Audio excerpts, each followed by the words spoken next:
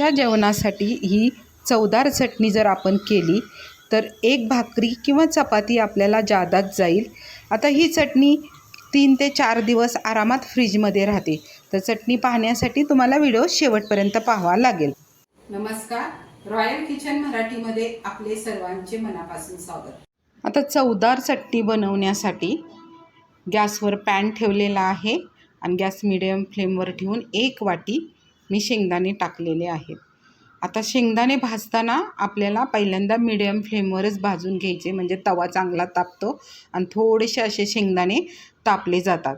नंतर gas slow फ्लेमवर घ्यायचा आणि अगदी मस्त असे खरपूस भाजून काढायचे. फक्त त्याचा कलर चेंज करायचे आहेत आपल्याला, शेंगदाणाचे अगदी काळे करायचे नाहीत. हे अशा पद्धतीने त्याला कलर येऊन द्यायचा, म्हणजे मस्त असे खरपूस भाजून काढायचे. आता गॅस बंद करून शेंगदाणे थंड करायला ठेवायचे.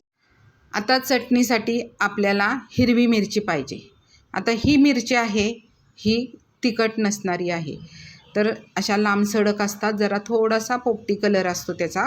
ह्या बिनतिखटाच्या मिरच्या असतात. जर तुम्हाला तिखट हवी असेल तर त्यामध्ये तुम्ही घेऊ शकतात किंवा 1-2 मिरची त्यामध्ये तिखटसुद्धा घेऊ शकता. आता ह्या चाकूने अशा छोट्या छोट्या करून कट करून घ्यायच्या. हे अशा पद्धतीने आपण आता सावकाश असे कट करायचं, कारण चाकू असा धारदार असतो. आता अशा पद्धतीने सर्व मिरची कट करून घेतलेली आहे. आता ती एका साईडला ठेवायची. आता परत गॅसवर पॅन ठेवायचा आहे आणि त्यामध्ये 1 चमचा तेल टाकून घ्यायचं. आता तेल थोडंसं असं तापलं की त्यामध्ये पाव चमचा जिरे टाकून घ्यायचे. आता जिरे बघा चांगले तडतडत आहेत, म्हणजे जिरे चांगले तडतडले की त्यामध्ये आपण जी कापलेली आहे मिरची ती टाकून घ्यायची. म्हणजे पहिल्यांदा आपण मिरची टाकून घ्यायची, म्हणजे चांगली अशी तळली जाते.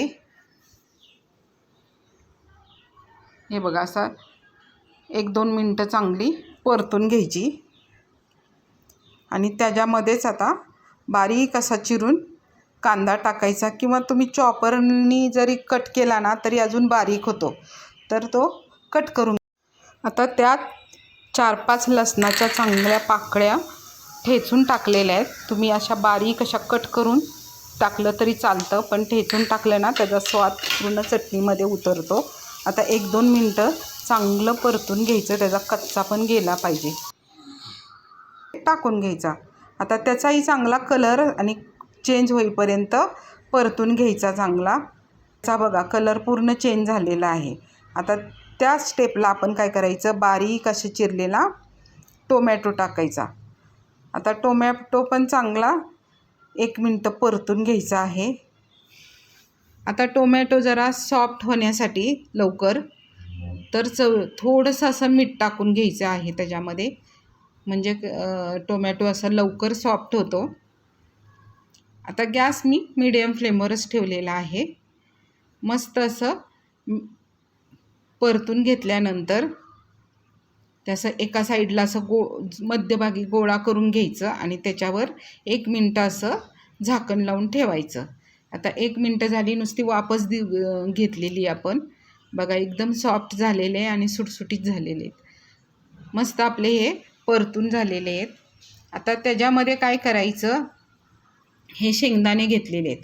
आता शेंगदाण्याची भाजून चांगले खरपूस भाजलेले आहेत, त्याची साल काढून असं त्याला दरदरा असं बारीक केलेले, एकदम बारीक केलेलं नाही आहेत, म्हणजे असे मोठे असे थोडेसे मिक्सरमधून फिरवलेले आहे. आता ते टाकून चांगलं परतून घ्यायचं आहे. आता गॅस आपण स्लो फ्लेमवरच ठेवू आणि चांगलं परतून घ्यायचं आहे.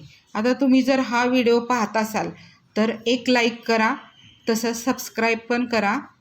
आता ही चटणी चविष्ट अशी भन्नाट होती की आपल्याला जेवताना थोडीशी जरी खाल्ली ना तर आरामात आपल्याला 1 भाकरी जादा जाते. आता ही जरा मिनिटभर झाकून ठेवायची, म्हणजे त्याला वाफ येऊन द्यायची. आता गॅस तर आपण स्लो फ्लेमवरच ठेवलेला आहे आणि मस्त अशी परतून घ्यायची.